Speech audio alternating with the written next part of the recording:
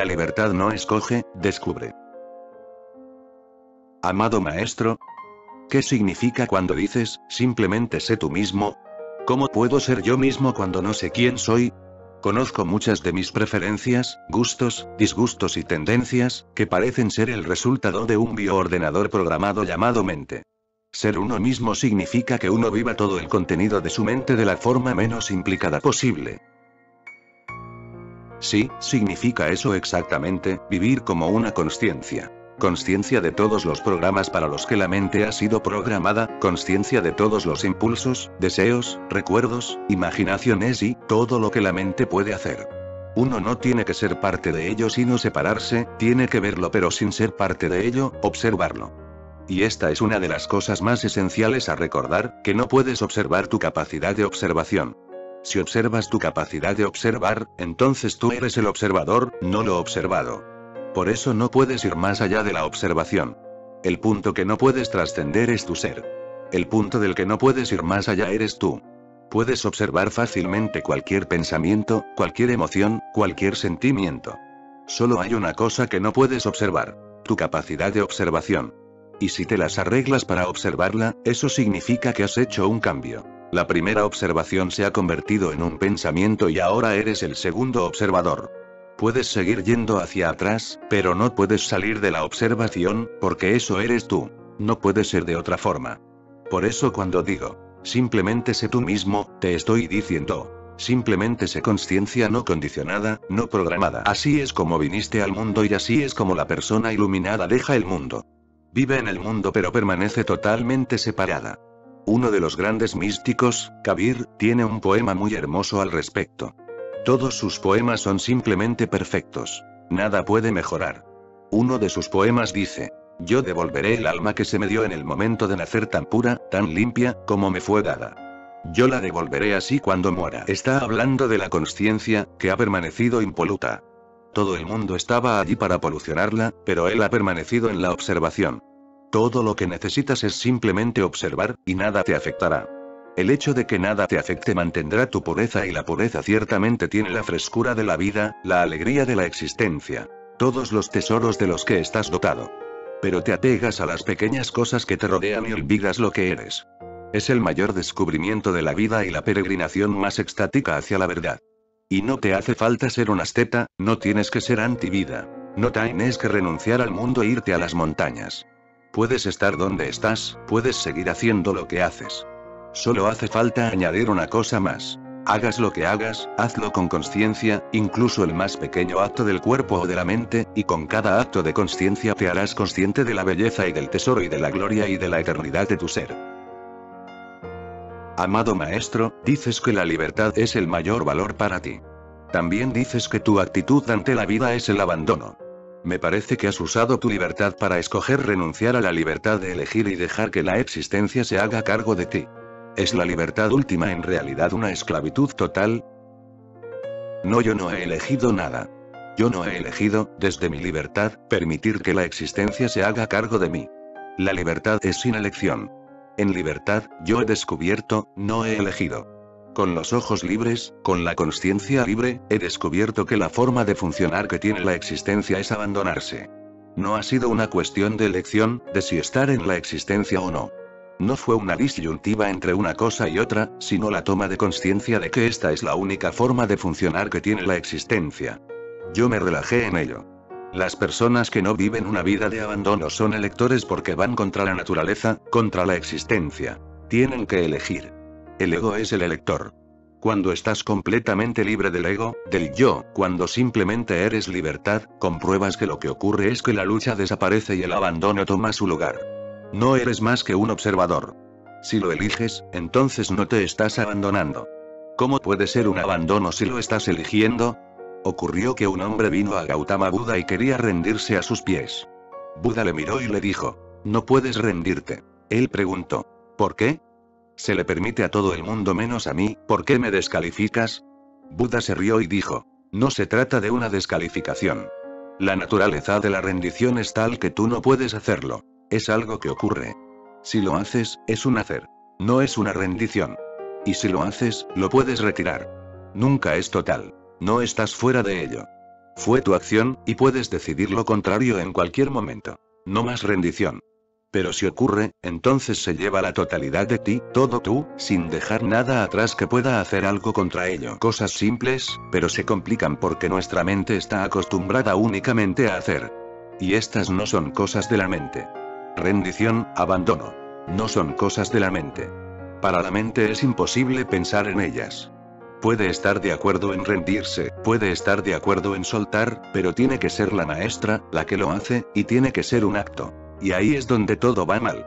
La rendición se hace de una vez y para siempre. Soltar es de una vez para siempre, de la misma forma que la muerte es de una vez para siempre, porque no queda nada que pueda cambiar el curso de las cosas. Todo ha quedado incluido.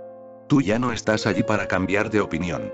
El otro día me mostraron una afirmación de Ragen, uno de mis terapeutas, que está haciendo todo el daño que puede. Su afirmación era: hasta ahora estaba ayudando a Oso en su trabajo por medio de la rendición. Ahora él me ha dado la libertad. Seguiré haciendo su trabajo, pero mi labor será diferente. Mi trabajo será ayudar a la gente a liberarse de Oso. Para empezar, si realmente se hubiera rendido, no habría vuelta atrás. Ya no puedes hacer nada al respecto. Ha ocurrido, te has disuelto. En segundo lugar, yo no puedo darte la libertad, porque si pudiera dártela, también podría quitártela. La libertad tiene que ser un logro tuyo. Y tiene que llegar por sí misma, a través de la rendición. La rendición florece en la libertad, porque en la rendición el yo se va, y todo el infierno que el yo crea desaparece. Entonces toda tu energía está disponible para florecer. Yo no puedo darle la libertad a nadie. La libertad no es un bien que yo pueda hacerte llegar. Tiene que ocurrir en el núcleo más interno de tu ser. La rendición solo aparta los impedimentos. Solo rindes aquello que bloquea el camino e impide que la libertad llegue hasta ti. Por eso, también se equivoca en el segundo punto. Y en el tercero se muestra muy estúpido, diciendo que ahora su trabajo será ayudar a la gente a liberarse de mí. Todo el mundo está libre de mí, eso no es ayudarles. Pero lo que quiere decir, él ahora persuade a los sannyasins de que no sean sannyasins. Y cree que ayuda a la gente a conseguir un estado de libertad. Hay cosas que sencillamente ocurren. Soltar no es una acción de tu parte, sino solo una comprensión del hecho de que el universo solo funciona de esta forma, y si tú no funcionas así, te vas a sentir miserable. No estás siendo castigado, simplemente estás siendo estúpido. Las viejas religiones han transmitido a la gente la idea de que si haces algo equivocado, serás castigado, y si haces lo correcto, serás recompensado. Porque dependen del hacer, esa es su falacia básica. La religión empieza cuando cruzas la frontera del hacer y entras en el mundo del ocurrir. Entonces ocurre el abandono, porque ves que es así como funcionan las cosas. Si vas en contra de ello, te sentirás miserable. Nadie te está castigando. Simplemente estás siendo estúpido. Si intentas salir por la pared y te das un golpe en la cabeza, ¿crees que ha sido un castigo? La puerta está ahí, siempre disponible para que puedas salir por ella. Sabiendo que hay una puerta, intentas salir por la pared y te rompes la cara. Las antiguas religiones lo llaman castigo. No es un castigo, es simple estupidez. Y la persona que sale por la puerta al jardín, al sol, al aire, no está siendo premiada. Simplemente está siendo inteligente. Por eso, si me preguntas a mí, te diré que la recompensa es la inteligencia. La falta de inteligencia es el castigo. En su forma última, la falta de inteligencia es el infierno, la inteligencia es el cielo. Amado maestro, parece fácil vivir con decisión y saber lo que uno quiere. Sin embargo, mi realidad es que nunca puedo tomar ninguna decisión respecto a nada. Siempre puedo ver los dos lados en una discusión y nunca puedo decidir cuál es el correcto. Por eso me quedo a medias entre ambos. Una parte de mí, al escucharte, se siente bien, pero me hace sentirme estático, como si solo estuviera parcialmente vivo. Por favor, comenta. La mente nunca es decidida. La cuestión no reside en si es tu mente o de la de cualquier otra persona. La mente es indecisión. El funcionamiento mental es vacilar entre dos opuestos polares y tratar de encontrar cuál de ellos tiene razón. La mente es la cosa equivocada, y a través de la cosa equivocada estás tratando de encontrar el camino correcto. Es como si estuvieras intentando encontrar la puerta cerrando los ojos. Ciertamente te sentirás suspendido entre los dos. Entre ir por un camino o por el otro. Siempre estarás en la situación de elegir entre una cosa o la otra. Esa es la naturaleza de la mente. Søren Kierkegaard fue un gran filósofo danés. Escribió un libro, Eiter/Or. Era su propia experiencia. Nunca podía tomar una decisión respecto a nada. Las cosas eran de tal manera que si tomaba una decisión en un sentido, lo otro parecía ser lo correcto. Y si se decidía por lo otro, entonces era lo primero lo que parecía ser correcto. Permanecía indeciso. Aunque había una mujer que estaba muy enamorada de él y quería casarse con él, se quedó soltero.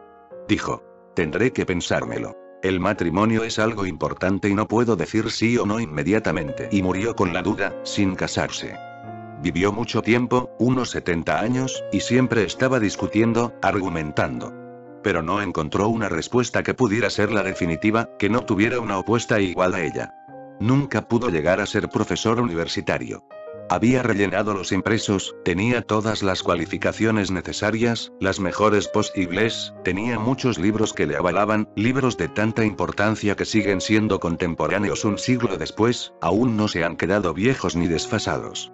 Rellenó el impreso pero no pudo firmarlo, debido a la duda, unirse al cuerpo docente o no. Cuando murió, se encontró el impreso en la pequeña habitación donde vivía.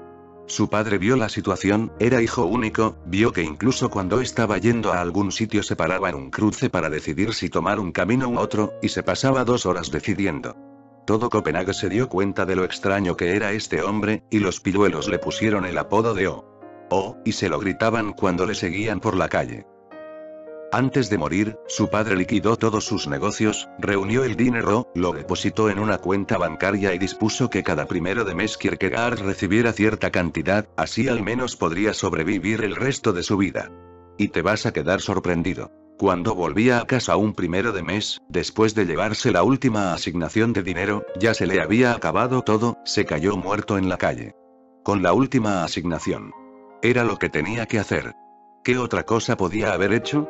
¿Qué haría después de ese mes? Y como los chiquillos y otra gente le acosaban y le insultaban, solo salía una vez al mes, el primero de cada mes, para ir a la oficina de correos. Pero ahora que no le quedaba nada, el mes siguiente no habría tenido dónde ir. Escribía libros pero no tenía la decisión necesaria para publicarlos. Dejó todos sus libros sin publicar. Son de un valor tremendo. Cada libro demuestra su profunda penetración intelectual en las cosas. Ha ido a la raíz, a cada pequeño detalle de cada tema sobre el que ha escrito. Un genio, pero un genio de la mente. Este es el problema que presenta la mente. Que no es tu problema, y cuanto mejor sea tu mente, mayor será tu problema. Las mentes menores no se encuentran con tantos problemas. La mente del genio es la que descubre los polos opuestos y no puede elegir. Se siente en un limbo. Lo que yo os he estado diciendo es que la naturaleza de la mente es estar en un limbo. La naturaleza de la mente es estar en medio de los opuestos polares. A menos que te alejes de la mente y te hagas testigo de todos sus juegos, nunca serás una persona decidida. Incluso si a veces decides, a pesar de la mente, te arrepentirás, porque la mitad por la que no te hayas decidido te perseguirá. Quizá aquello estaba bien y lo que has elegido está equivocado. Ahora no hay forma de saberlo. Quizá la opción que dejaste de lado era mejor. Pero aunque la hubieras elegido, la situación no habría sido diferente. Entonces te inquietaría la otra mitad. La mente es básicamente el principio de la locura. Y si estás demasiado en ella, te volverá loco. Os he contado que en mi pueblo solía vivir junto a un orfebre. Yo me di cuenta primero y poco a poco toda la ciudad se dio cuenta, y su vida se convirtió en un infierno. Yo solía sentarme frente a su casa y me di cuenta de que tenía un hábito curioso. Cerraba la puerta de su taller con pestillo y después comprobaba 2 o 3 veces que estaba bien cerrado. Un día yo venía del río y él acababa de cerrar el taller y se iba a casa. Le dije: «¿Pero no lo has comprobado?» Él dijo: «¿El qué?» Yo añadí: «¿No has echado el pestillo?» Lo había comprobado, yo le había visto hacerlo varias veces, pero ahora había creado la sospecha en él, y la mente siempre está dispuesta, por eso me dijo: «Quizá lo haya olvidado, debo volver». Volvió y lo comprobó de nuevo. Esto se convirtió en una alegría para mí. Allí donde iba, podía estar comprando verduras en el mercado, entonces yo me acercaba y le decía: «¿Qué haces aquí? Te has olvidado de echar el cerrojo». Soltaba las verduras y decía: «Luego vuelvo. Primero tengo que comprobar el cerrojo». Incluso estando en la estación de tren, estaba comprando un billete para desplazarse a alguna parte. Entonces me acerqué a él y le dije: «¿Qué estás haciendo?» «El cerrojo». Él dijo: «Por Dios, ¿no lo he comprobado?» Yo le dije: «No». Y él dijo: Ya no puedo ir a la boda. Devolvió el billete, fue a casa, y comprobó el cerrojo. Pero ya era demasiado tarde para volver a la estación, el tren se había ido. Y confiaba en mí porque yo siempre estaba sentado frente a su casa. Poco a poco se fue enterando todo el mundo, y allí donde iba, la gente le decía: ¿Dónde vas? ¿Has comprobado el cerrojo? Finalmente se enfadó conmigo. Dijo: debes estar extendiéndolo porque, vaya donde vaya, la gente me habla del cerrojo y cada vez tengo que volver a casa, en ocasiones tengo que volver tantas veces que me olvido de para qué había ido al mercado. He estado todo el día comprobando el cerrojo. Yo le dije: no les escuches. Déjales, él dijo. ¿Qué quieres decir con no les escuches? Si tuvieran razón estaría perdido para siempre. No puedo permitírmelo. Por eso, aunque sepa perfectamente que la persona puede estar mintiendo, tengo que volver compulsivamente a comprobar el cerrojo. En alguna parte sé que lo he comprobado, pero ¿quién puede estar seguro? La mente no está segura de nada. Si estás entre las polaridades de la mente, en un limbo, siempre entre el hacer o el no hacer, te volverás loco. Y estás loco. Antes de que esto ocurra, da el salto y echa una mirada a la mente desde fuera, esto es lo que te digo continuamente. Sé consciente de la mente. De su lado brillante, de su lado oscuro, de su aspecto correcto, de su aspecto equivocado. Sea cual sea la polaridad, simplemente toma consciencia de ella. De esa consciencia saldrán dos conclusiones. Una, que tú no eres la mente, y dos, que la consciencia tiene una decisión que la mente nunca tiene. La mente es básicamente indecisa, y la consciencia es básicamente decidida. Por eso cualquier acto consciente es total, pleno, sin arrepentimiento. En mi vida nunca he dudado de nada, nunca he pensado que otra opción habría sido mejor.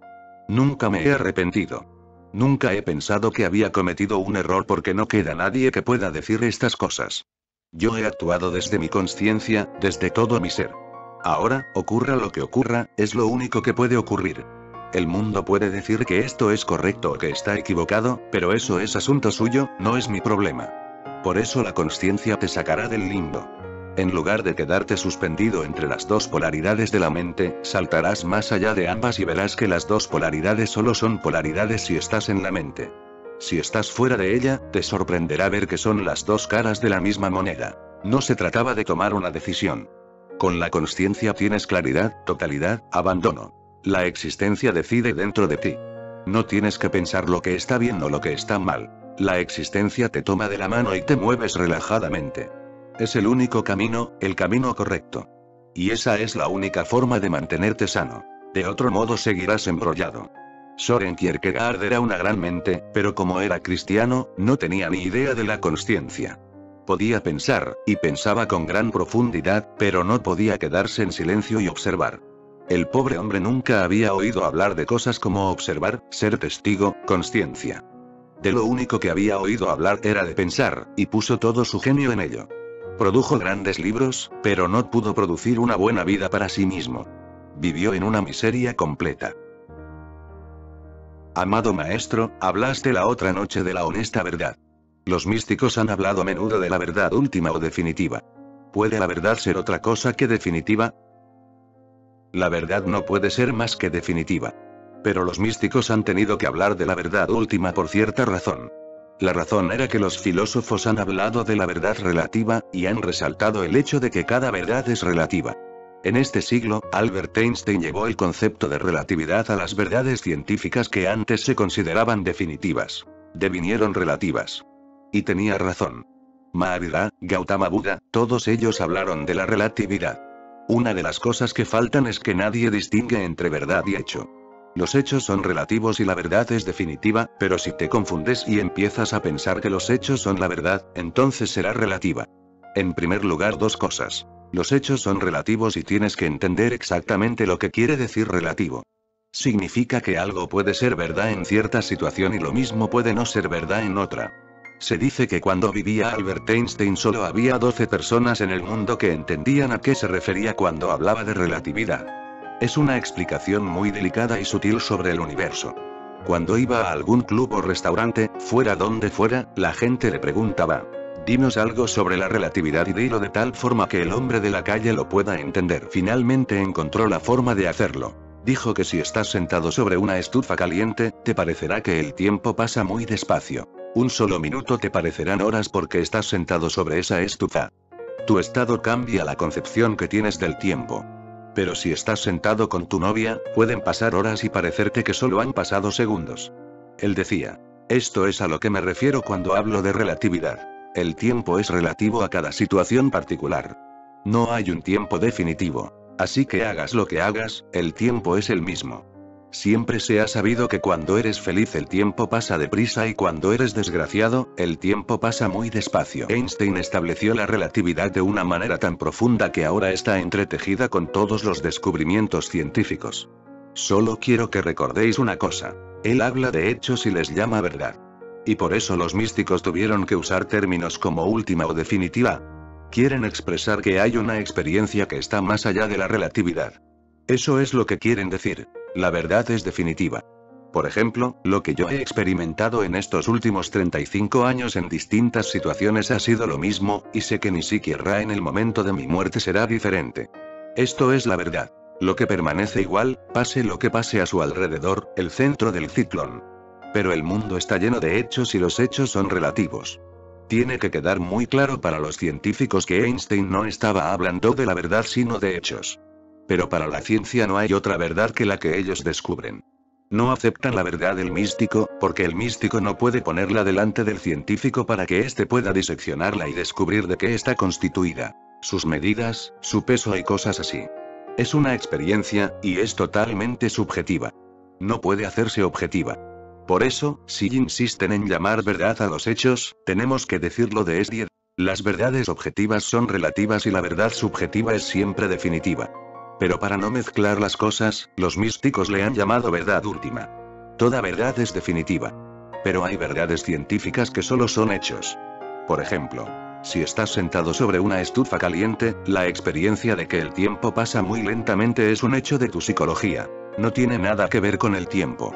Pero nadie le dijo esto a Albert Einstein. Cuando estás sentado con tu novia y el tiempo pasa deprisa, eso tampoco tiene nada que ver con el tiempo. Tiene que ver con tu mente. El tiempo tiene su propia velocidad, no cambia. Si no, su medición crearía una enorme dificultad. Alguien está sentado en la estufa caliente y alguien está sentado con su novia, ¿qué va a hacer el pobre tiempo? ¿Ir deprisa o ir despacio? El tiempo sigue siendo el mismo. Es tu mente, tu concepto de tiempo lo que es relativo. Todas las verdades objetivas son relativas. No puedes decir que alguien es alto. Esa afirmación no será correcta, porque la altura de la persona es relativa. ¿Alto en comparación con quién? Tienes que completarlo. Alguien es gordo, pero eso solo no es correcto ni es completo. Tienes que dejar claro que es más gordo que Abir Baba, o más delgado que Anando. No puedes usar términos relativos a menos que hagas una comparación. Pero solemos usarlos. Como la gente usa palabras relativas, los místicos se han visto obligados a decir verdad última. De otro modo, con decir verdad sería suficiente, porque su naturaleza intrínseca es definitiva o última. Pero este término ha de repetirse porque de otro modo hay gente que se equivocará, que se confundirá. Han oído hablar de verdades relativas y harán de tu verdad también una verdad relativa. Por eso hay que hacer una distinción. Para marcar esa diferencia se usa la palabra última. Involuntariamente. Me gustaría no utilizarla porque es una repetición, una tautología. Lo último o definitivo y la verdad significan lo mismo. Puedes usar cualquier de estos dos términos, pero usar ambos es una repetición innecesaria. Mi padre insistía mucho en recibir una carta mía cada lunes mientras estuviera en la universidad. Yo le dije: si algo va mal, si hay algún problema, si caigo enfermo, te informaré. Pero no hace falta escribir lo mismo una y otra vez, no tiene ninguna justificación. Él dijo: justificación o no, no voy a entrar en tus argumentos. Después de esperar 7 días me voy sintiendo preocupado por ti. No me preocupo porque estés enfermo. Me preocupo por lo que haces, por lo que está pasando. Puedes meterte en problemas en cualquier momento. Por eso cada sábado tienes que enviar una carta para que yo pueda recibirla el lunes. Si no la recibo el lunes, entonces tendré que recorrer 200 millas para ir a la universidad sin que haga ninguna falta. Entonces lo que hice fue: tenía una carta escrita. Todo me va bien por aquí. No tengo ningún problema. No tienes que preocuparte. Y en las demás cartas solo añadí la palabra idem. Se enfadó mucho. Cuando me vio, me dijo: tengo ganas de darte una paliza. Escribir idem en las cartas. Yo le dije: Esa es exactamente la situación. ¿Por qué tengo que escribir lo mismo cada vez? ¿Y crees que escribo cada sábado? He pedido a una mecanógrafa que escriba la primera carta y otras 100 con el ítem. Se las he dado a un compañero muy particular. Porque yo podría olvidarme, y para que no vengas innecesariamente, y le he dicho: tienes que enviar una de estas cartas ítem cada sábado. Y es una persona tan particular que cuando le dices que haga algo, lo hace. Era un estudiante que vivía en la misma residencia. Pero mi padre se enfadó mucho. ¿Has oído de alguien que escriba en la carta solamente idem? Espero 8 días y acabo recibiendo una carta cuyo único mensaje es idem. Ni siquiera la firma, porque la palabra idem implica que todo es igual a la primera carta. Véase la primera carta. Cuando te llega una carta idem tienes que volver a leer la primera. La vida no es matemática. No es lógica, no es ciencia. Es algo más, y ese algo más es lo más valioso. Los místicos han llamado a ese algo más verdad última. Se les puede perdonar por llamarla última, pero tienes que entender que le llaman última porque hay gente que dice que todas las verdades son relativas. No solo los científicos, no solo la gente que trabaja con la materia. Mahavira dice que la verdad misma es relativa. No propone una verdad última. Buda tampoco propone una verdad última. De nuevo, la dificultad reside en que Buda y Mahavira pueden ser malinterpretados cuando dicen que no hay verdad última, sino que cada verdad es relativa. Puede ser una cosa en una situación y otra cosa en otra situación, y como la verdad está relacionada con las situaciones, no puede ser definitiva. Esto va en contra de todos los grandes místicos. Solo Mahavira y Buda, 2 personas, pero conozco a ambos y les entiendo mejor que sus propios seguidores, porque ninguno de sus seguidores ha sido capaz de encontrar el sentido de su mensaje. O todos los místicos están equivocados o Buda y Mahavira están equivocados. Yo digo que nadie se equivoca. Mahavira dice es que la verdad tiene 7 aspectos y Buda dice que la verdad tiene 4 aspectos. En realidad ellos se están refiriendo a la expresión de la verdad. La verdad, según Mahavira, puede decirse de 7 formas distintas. Mahavira es verdaderamente un lógico. Pero lo que dice no se refiere a la verdad. Ha sido malinterpretado. Lo que dice se refiere a la verdad expresada, no a la verdad experimentada. Cuando la experimentas, la verdad siempre es definitiva, pero en el momento en que la expresas, se hace relativa. En el momento que la llevas al lenguaje se hace relativa, porque en el lenguaje nada puede ser absoluto. Toda la construcción del lenguaje es relativa. Buda no es un gran lógico, por eso se detiene en 4, pero la situación es la misma. No están hablando de la verdad que se experimenta en el silencio, más allá de la mente. Sobre ella nada puede decirse. En el momento en que dices algo sobre ella, la arrastras al mundo de la relatividad y entonces todas las leyes de la relatividad le serán aplicables. Ludwig Wittgenstein, uno de mejores lógicos de esta era, quizá tenía razón cuando dijo: lo que no puede ser dicho, no debería ser dicho. Esta es una afirmación extraña. Destaca en toda la historia del pensamiento, es única y original. Lo que no puede ser dicho no debería ser dicho, porque si lo dices, te estás contradiciendo. Primero dices que no puede ser dicho y luego lo dices. A continuación puedes expresar todo tipo de condiciones. Cuando lo digo ya no es lo mismo. Cuando lo digo, se vuelve falso. Entonces, ¿para qué decirlo? La afirmación de Wittgenstein aclara que tanto Buda como Mahavira estaban hablando de la verdad expresada, y por tanto relativa. Y los místicos que hablan de la verdad última hablan de la verdad experimentada, pero no llevada al mundo del lenguaje y de los objetos. Por eso creo que es mejor permitirles el uso de la palabra última, aunque sea una repetición, porque la mantiene separada. Amado maestro, ¿no es cierto que por el hecho de poder formular una pregunta tenemos en alguna parte un indicio de la respuesta, aunque no seamos conscientes de ella? Me parece una situación paralela a la del doctor que examina a su paciente. El hecho de que el doctor plantee al paciente ciertas preguntas y no otras indica que tiene cierta idea respecto al diagnóstico. Otro tanto ocurre con la respuesta. Es verdad. Cuando planteas una pregunta, en algún lugar, en lo profundo de ti, tienes un indicio de la respuesta, pero está en las partes oscuras de tu consciencia. Por ti mismo no puedes sacarla de allí y traerla a la consciencia. La pregunta reside en la consciencia y la respuesta está en el inconsciente. Es vaga, una sombra, sin certeza, pero el indicio ciertamente está presente. La función del maestro es exactamente tal como Sócrates la definió. El maestro solo es una comadrona. Ayuda a traer todo lo que está oculto en ti a la consciencia. Cuando la pregunta desaparece, eso significa que se ha traído la respuesta del inconsciente al consciente. Hay que recordar que esta es la diferencia entre el maestro y el profesor. El profesor te dará una respuesta que no traerá tu propia respuesta desde el inconsciente. Forzará una respuesta sobre tu consciencia, reprimiendo la pregunta. Complicará la situación todavía más.